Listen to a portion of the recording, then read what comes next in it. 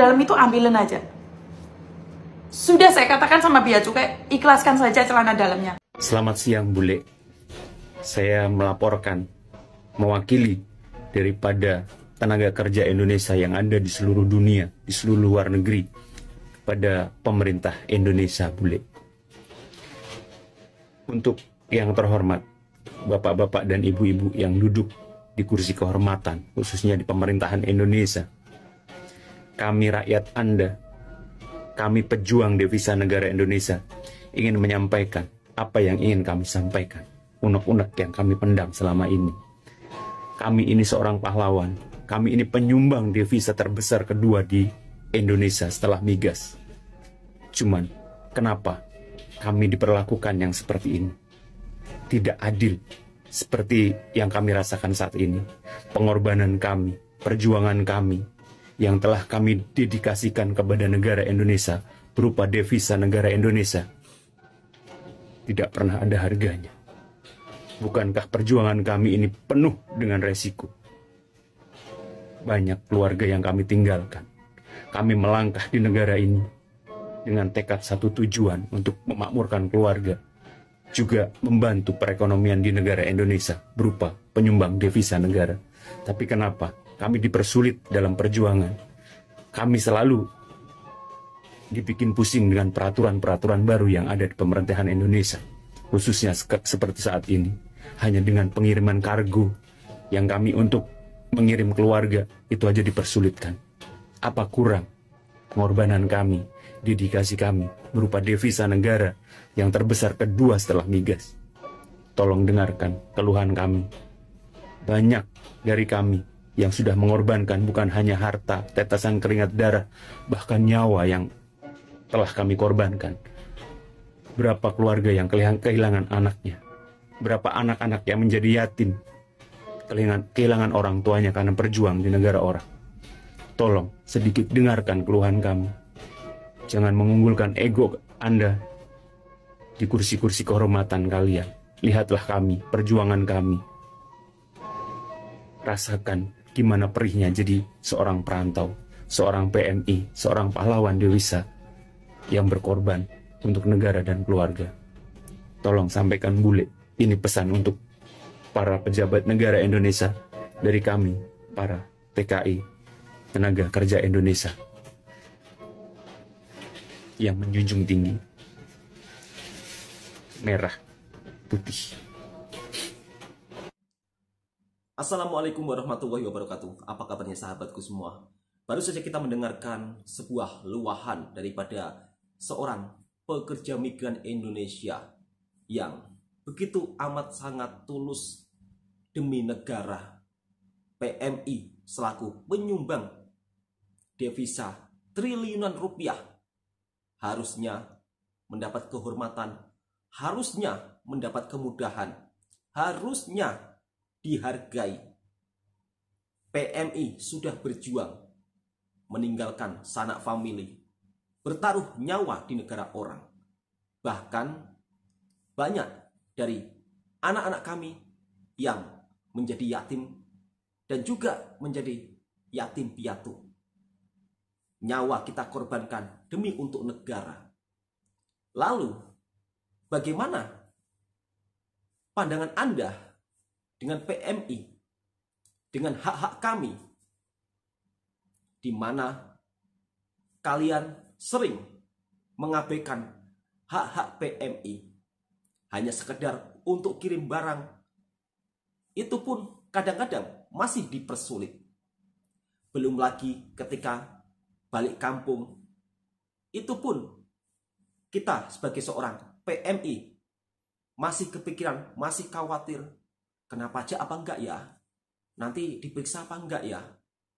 Bayangkan, harusnya kita pulang dengan pikiran bahagia, terbebas dari hal-hal itu. Justru kita sebagai seorang PMI ketika pulang membawa barang untuk oleh-oleh, malah terpikir hal seperti itu.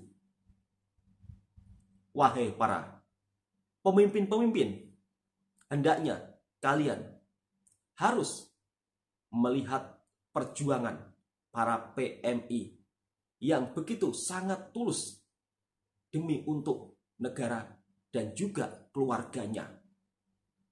Di video kali ini kita juga akan mereaction sebuah video di mana barang-barang apa saja yang tak perlu dibawa pulang oleh para PMI supaya nanti kalau kita pulang aman dan nyaman, tentram. Kalau boleh tak perlu bawa barang banyak-banyak ya, takutnya nanti kena ini, kena itu. Sebab teman-teman tahu sendiri, peraturan di negara kita itu kadang-kadang juga suka melawak. Apalagi kadang-kadang kita juga berurusan dengan oknum-oknum yang nakal.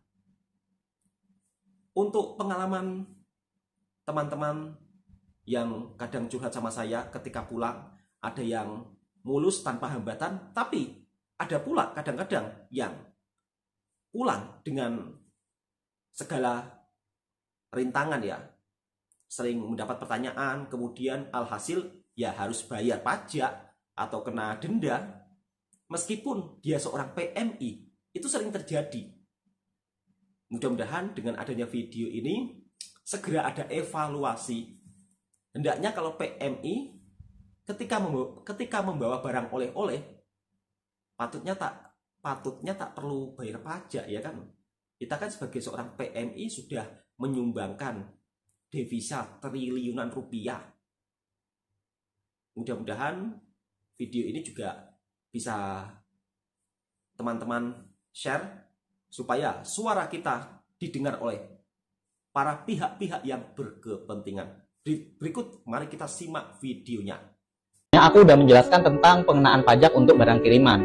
Nah, ketentuan pajak itu dikecualikan untuk teman-teman yang mengirim barang-barang berikut ini. Antara lain adalah 1. Produk tas, 2. Produk sepatu, dan 3 adalah produk tekstil. Untuk 3 produk ini, berapapun nilainya, untuk tas akan dikenakan bea masuk sebesar 15% hingga 20%. Untuk sepatu akan dikenakan bea masuk sebesar 25% hingga 30%. Dan produk tekstil akan dikenakan bea masuk sebesar 15% hingga 25%. Halo guys, assalamualaikum warahmatullahi wabarakatuh. Gimana kabarnya semua teman-teman? Semoga selalu dalam keadaan baik-baik saja. Oke, seperti foto di awal tadi dan foto di atas ini, yaitu sebenarnya ini adalah foto Mbak TKW yang kemarin saya upload ya. Yang kemarin dia mengadukan ke saya yang masalah barangnya itu dikenakan bea cukai. Dan di sini bisa menjadi pengalaman atau pembelajaran untuk teman-teman yang mau kirim barang ke Indonesia ya. Saya rasa pengalaman ini perlu berbagi sama teman-teman agar tidak lagi terjadi nasibnya seperti Mbak yang kemarin yang kena bea cukai hampir 4.000 NT guys. Jadi kalau dikalkulasikan kurang lebih kalau uang kitanya kalau ditukar ya, kurang lebih dibuat setaranya itu 4 juta rupiah. Sedangkan barang-barang yang dia beli itu harganya cuman ada yang 500, ada yang 200 NT ya. Namun kok dari pajaknya itu sampai mahal sekali, itu saya pun tidak mengerti ya. Itu mungkin sudah ketentuan dari bea cukai. Oke, kali ini saya ingin ngasih tahu teman-teman kira-kira barang apa aja sih yang nanti akan kena bea cukai. Tentunya saya akan menerangkan barang-barang yang kemarin atau yang sering sekali biasa teman-teman itu membeli dan mengirimkan untuk keluarga di rumah ya. Yaitu pertama tas. Jadi dari penerangan pihak bea cukai yang namanya tas ya, kalaupun mungkin tas itu bernilai murah, mungkin 200 atau mungkin 300 atau mungkin 500 atau mungkin 1000, tetap saja itu akan dikenakan bea masuk ya atau bea cukai. Jadi untuk teman-teman mungkin yang nanti ataupun mungkin sekarang mau mengirimkan barang ya, kalau ada tas ya, seumpama ada tas itu jangan kaget apabila nanti kena pemeriksaan akan kena cukai ya. Karena dalam ketentuan atau peraturan bea cukai untuk tas berapapun itu harganya akan kena bea masuk atau bea cukai ya. Jadi untuk teman-teman yang mau mengirimkan barang dan mungkin dari keluarga atau mungkin sahabat atau teman ingin atau meminta katanya belikan tas atau mungkin minta dibelikan tas yang cantik dari Taiwan, sebaiknya ditukar saja, jangan tas ya. Karena kalau seumpama nanti pas di bandara dan kena pemeriksaan itu akan kena bea masuk atau bea cukai berapapun itu harganya ya. Namun yang kemarin saya lihat itu yang Mbak TKW yang membawa tas seperti video di awal tadi, karena mbaknya ini membawa tas lebih dari 5 biji Dan tas itu emang ada yang 200 NT, ada yang 300, dan juga ada yang 1000. Otomatis di situ udah merupakan emang pasti kena pajak ya. Dan banyak itu mengajukan, maksudnya protes, kenapa kok sampai kena pajak sedangkan barang saya itu murah-murah. Baju juga cuman baju harganya murah, namun bajunya itu emang baru-baru dan dibungkus satu persatu seperti tasnya itu ya. Jadi otomatis di sini bea cukai mungkin mengiranya untuk dijual lagi. Nah, disitulah akhirnya mbaknya itu kena bea cukai atau kena bea masuk yaitu kena bea masuk seharga, yaitu sampai kena bea cukai sebanyak UNT. Itu kurang lebih PT ya. Jadi untuk teman-teman yang mau kirim barang ataupun mungkin udah memaking barangnya di kado, sebaiknya dibuka aja ya, diambil lagi tasnya. Karena kenapa? Nanti otomatis akan kena bea cukai, akan kena pajak ya. Dan di situ biasanya untuk teman-teman yang mengerti, nanti otomatis akan menyalahkan pihak ekspedisi atau dari bea cukainya ya. Jadi di sini saya ingin memberitahu, saya rasa ilmu ini atau pengalaman ini penting sekali ya. Seperti kemarin ada mbak yang mengajukan ke saya masalah tas, kenapa sampai kena pajak. Ternyata emang dari penjelasan pihak bea cukai itu kalau tas berapapun harganya akan kena bea masuk atau kena pajak. Nah, jadi untuk teman-teman yang mau kirim barang, sebaiknya nggak usah beli tas ya, lebih baik beli yang lainnya. Dan jangan sampai bajunya itu sampai ada yang sama 3 atau 4 helai baru-baru atau dikelinting atau mungkin dibungkus satu-satu, itu nanti akan dikira kita itu mau berjualan dan otomatis di situ akan kena pajak ya. Namun itu pun tergantung nasib kita. Kalau nasib kita lagi baik, lagi mujur ya, maksudnya tidak kena pemeriksaan, ya lolos aja. Kalaupun mungkin bawa 10, 20 atau 30, kalau emang nggak kena pemeriksaan atau mungkin lolos, itu ya kalau rezeki kita lolos aman ya. Jadi ini yang biasanya yang pas kebetulan kena periksa, ada tas, ada barang-barang yang emang baru atau mungkin agak sedikit mahal, otomatis akan kena bea cukai. Nah, jadi teman-teman yang mau kirim barang diharapkan agar lebih mematuhi peraturan-peraturan yang ada, agar nanti tidak terjadi kesalahpahaman atau nanti akan kena pajak ya. Oke, semoga bermanfaat. Saya Roni Saputra, Suara TKI. Baru saja kita mendengarkan terkait barang-barang yang terkena pajak ketika dibawa masuk ke Indonesia. Nah, ini buat para mbak-mbak TKW-TKW yang biasanya memang kalau seorang wanita itu suka berbelanja tas ya. Apalagi kalau baju, harap belanja tasnya dikurangin. Nanti takutnya kalau barang-barang mbaknya dikirim ke Indonesia, takutnya kena pajak agak lumayan, itu kan merugikan mbak-mbaknya juga. Terus untuk baju-baju juga jangan terlalu banyak beli baju di negara tersebut ya, di negara tempat Anda bekerja. Baju kalau bisa tak perlulah beli yang bermewah-mewah, kira-kira seperti itu. Namun sebenarnya kalau untuk para PMI, para TKI, harusnya ada itu ya, ada peraturan khusus. Karena apa? TKI ini kan pahlawan devisa, sudah berjuang di negara orang demi untuk membangun bangsa. Harusnya mendapat yang spesial. Karena kalau dikirim ke Indonesia pun juga bukan untuk dijual lagi atau dibuat usaha. Mereka kirim barang pun juga dipakai untuk diri sendiri. Tapi di sisi lain peraturannya seperti itu. Jadi ya seperti itulah sahabat-sahabatku semua. Saya pun sampai bingung ya. Harusnya kalau menurut pendapat saya, PMI harus mendapat perlakuan khusus. Kecuali kalau para turis terus pulang dari Indonesia membawa barang banyak, itu patut dikenakan pajak. Karena mereka kan pastinya kalau bawa barang banyak itu kan tanda tanya besar toh. Tapi kalau TKI bawa barang baju, tas-tas yang dibeli dari negara yang dimana tempatnya bekerja, itu kan hal yang wajar. Dan ada juga kejadian yang aneh. Ini memang sedikit aneh tapi nyata ya. Ada salah satu seorang PMI yang kirim barang, terdapat sebuah celana dalam, di situ pun juga dikenakan biaya pajak yang cukup lumayan tinggi. Memang di negara kita itu kadang-kadang aneh ya, aneh tapi nyata.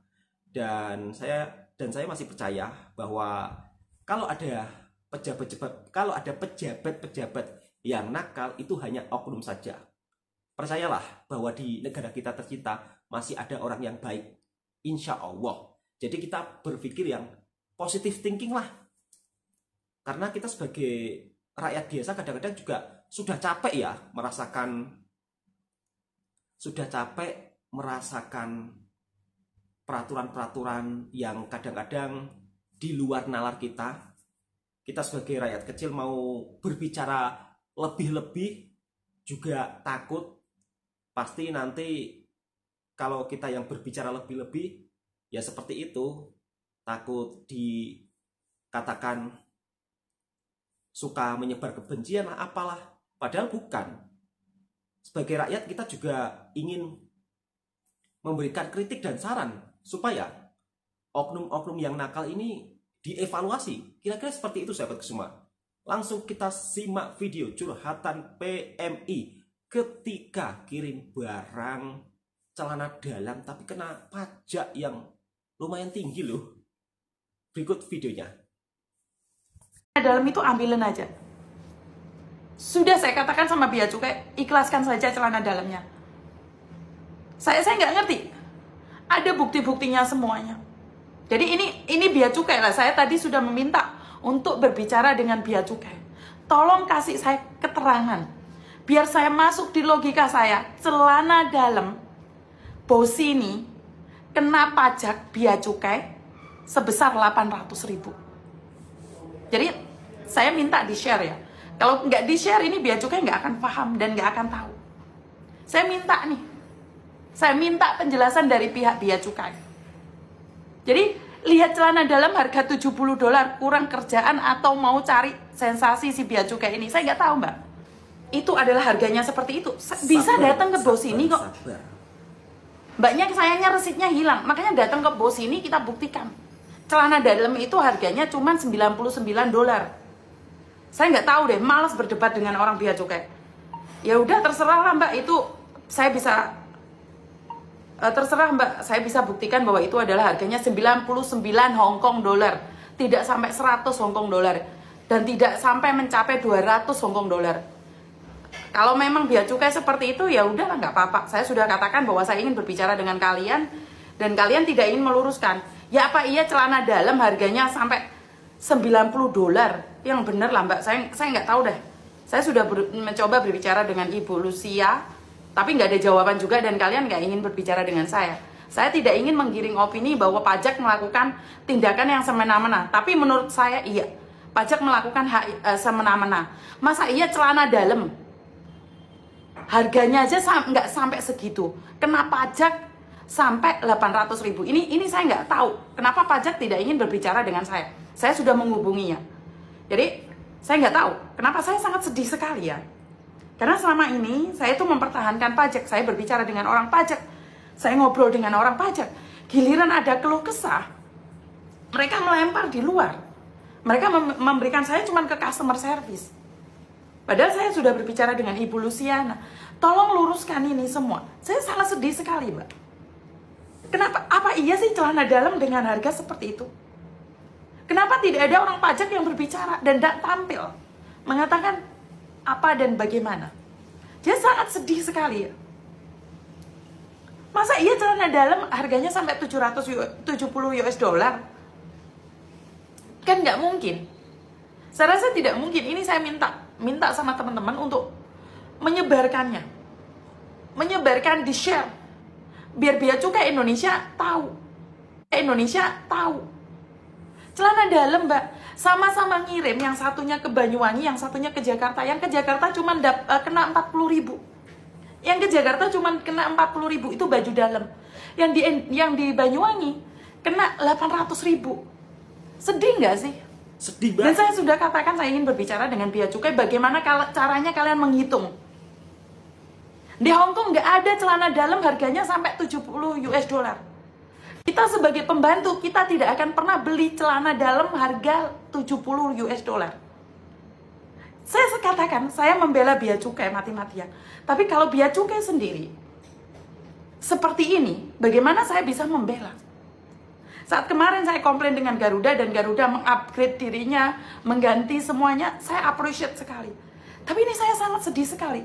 Saya mulai tadi berbicara, mencoba mengkondisikan sebelum saya memuncak ya. Sebelum saya sudah katakan ini, saya sudah katakan sekali lagi. Sebelum saya up, saya ingin berbicara dengan wakil kalian. Tapi nggak ada, dari bea cukai sampai sekarang nggak ada yang menghubungi saya. Saya malah dapat customer service. Celana dalam, Mbak. Celana dalam harganya 99 dolar.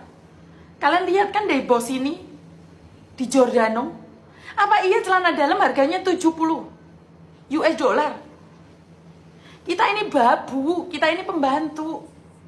Kita nggak mungkin beli celana dalam 70 dolar US. Nggak ada. Makanya kalian sharekan ini. Kalau kita nggak nge-share, ini nggak akan nyampe. Ini nggak akan nyampe kemana-mana. Saya katakan sekali lagi, ini nggak akan nyampe kemana-mana. Saya minta pertanggungjawaban bea cukai. Celana dalam. Apa iya kena pajak 80? 800 dolar. Saya ada buktinya. Saya mulai tadi, Yanha. Dan mereka memberikan jawaban yang menurut saya nggak ada di logika saya. Tahu nggak apa yang dikatakan oleh bea cukai? Data harga yang diberitahukan oleh kantor pos Surabaya adalah sebesar 70 US dollar ya Bu. Solusi yang dapat kami sampaikan adalah pengajuan keberatan dikarenakan bea cukai dan pajak sudah dilunasi penerima barang dengan mengajukan keberatan melalui harus WW. Apa? Celana dalam. Harus menghubungi WW dan mengatakan keberatan. Kan nggak masuk di logika kita. Kalian orang-orang hebat, kalian tahu WW. Kita ngosek WC, Bu. Kita di sini tuh ngosek WC, kalian enak aja kunjungi WW. Apa yang kalian inginkan? Bisa nggak berpikir secara logika? Pembantu beli celana dalam dengan harga 770 US dollar. Itu tidak mungkin. Sekali lagi, itu tidak mungkin, ibu-ibu. Dan para pejabat bea cukai ingin saya katakan, kami adalah pembantu. Kami tidak mungkin beli celana dalam dengan harga 70 US dollar. Saya katakan sekali lagi, kami adalah pembantu.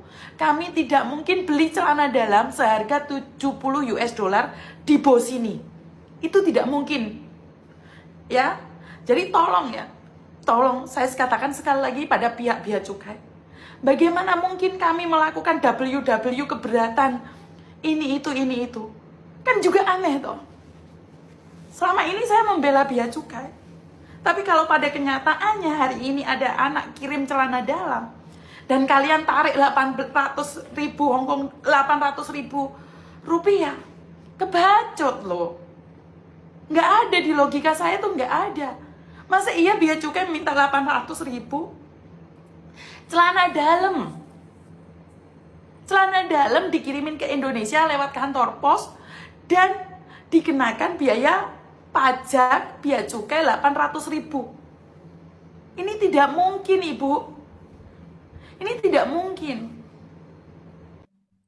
Sambil menangis dan mengusap air mata, curhatan seorang PMI atau pekerja migran Indonesia yang berada di Hong Kong, karena ketika kirim celana dalam itu dikenakan biaya pajak sebesar 800.000 rupiah. Kadang di negara kita itu memang seperti itu. Beda daerah, beda biaya. Sama-sama kirim celana dalam, yang ke Jakarta cuma kena pajak 40.000 rupiah.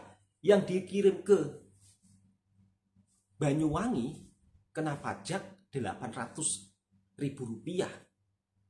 Ini merupakan suatu PR besar juga bagi bea cukai untuk mengevaluasi kinerja para teman-teman yang berada di lapangan.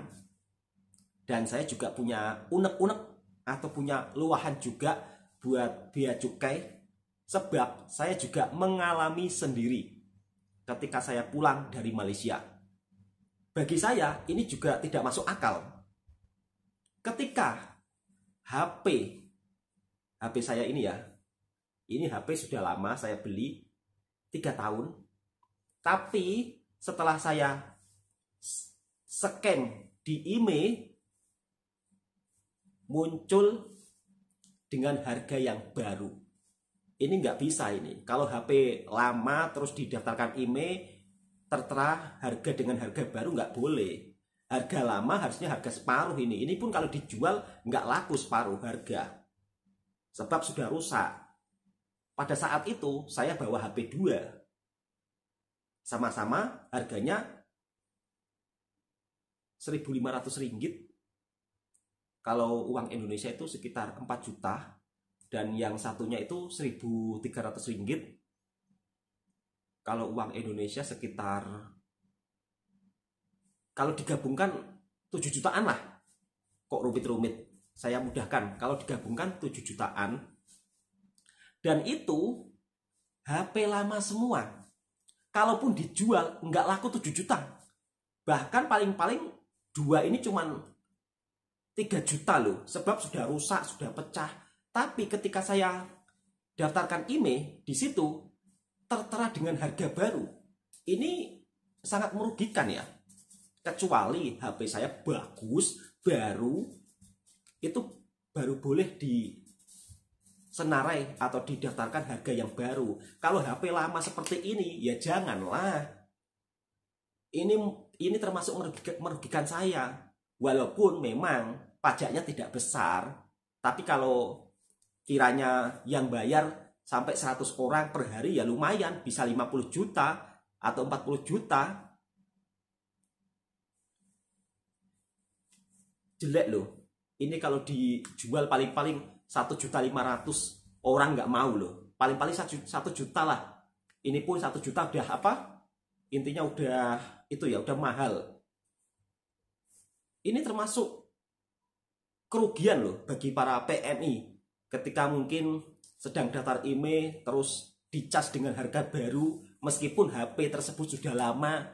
Ini nggak boleh, patutnya nggak boleh seperti itu. Harus ada evaluasi lagi. Oh iya, misal kata HP-nya jelek, ya udah nggak perlu bayar. Tapi ketika itu saya sudah bantah-bantahan ya, sudah bertekak dengan bea cukai, tetap harus bayar. Walaupun bayar Rp450.000 kalau tak salah. 400 lebih lah, 420 kalau tak salah ya. Intinya 400 lebih.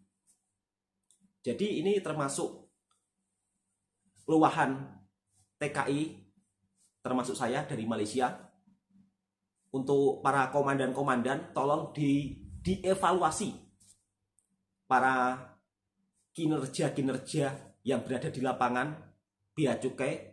Harus benar-benar diperhatikan supaya oknum-oknum yang melakukan kecurangan segera ditindak. Kenapa saya meluahkan hal seperti ini?